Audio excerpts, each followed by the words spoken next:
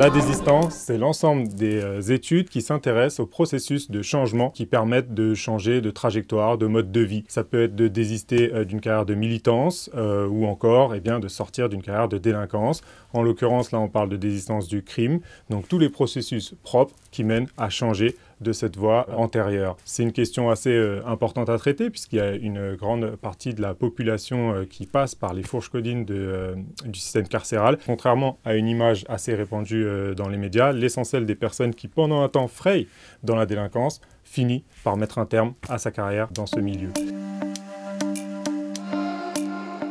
Durant 7 ans, de 2014 à 2021, j'ai donc mené une thèse sur ces processus de désistance du crime, avec le soutien de la ville de Paris tout d'abord, et également du SPIP 75, le service pénitentiaire d'insertion et de probation, qui m'a ouvert ses portes durant au moins 3 ans, où je passais plusieurs jours par semaine à étudier d'abord les dossiers de personnes qui étaient passées par le système pénal, puis surtout tisser des liens avec des conseillers d'insertion et de probation pour retrouver des personnes qui n'avaient plus d'obligations vis-à-vis de la justice pour avoir un regard sur leur parcours depuis la fin de leurs obligations pénales. On a employé l'entretien biographique, l'entretien vraiment en longueur qui va dans les profondeurs un petit peu du parcours de la personne pour essayer de comprendre quel a été leur cheminement du point A de leur enfance jusqu'au moment où je les rencontrais pour comprendre comment s'est passé ce moment d'investissement dans la délinquance et surtout quelles ont été les dynamiques qui ont favorisé leur retour vers une vie plus conventionnelle, une vie qui ne fait plus aujourd'hui la voie à la délinquance.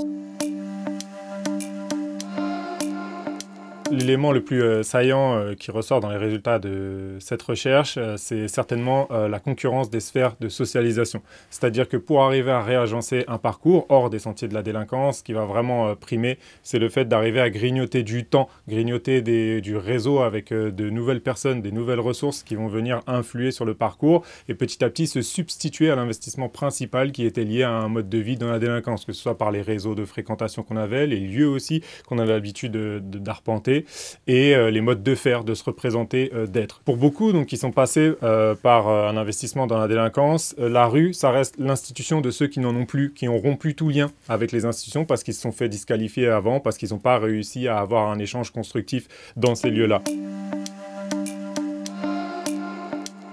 Ce qu'on peut en retirer pour essayer d'orienter un petit peu les politiques publiques qui sont censées encourager ces processus de désistance, ça va être de renforcer dès la base, dès la prévention primaire, tout ce qui va permettre à l'individu d'enrichir son panel social, en quelque sorte, de devenir polyglotte social, de pouvoir aller accéder à différents réseaux, à différents cercles, ne pas rester enfermé, enclavé dans des espaces qui réduisent l'individu, notamment dans son choix à saisir les opportunités qui sont dans la délinquance. Il va falloir les disqualifier au plus vite, en quelque sorte. Et plus tard, même lorsqu'on est déjà passé par le système carcéral, tout ce qui va permettre de réactiver cette capacité à aller capter les richesses d'autres réseaux, ce sera aussi important. Ça peut être le fait d'avoir une mise en proximité avec des ressources de formation, avec des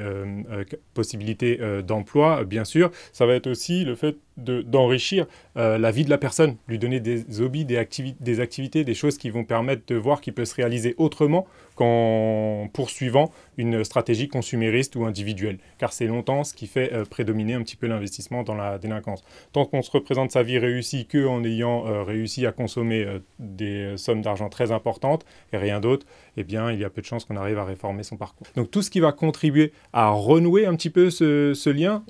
des personnes ressources notamment qui vont arriver à faire ce basculement, va permettre d'enrichir leur environnement social, leur champ des possibles et renforcer à terme une trajectoire de désistance de la délinquance.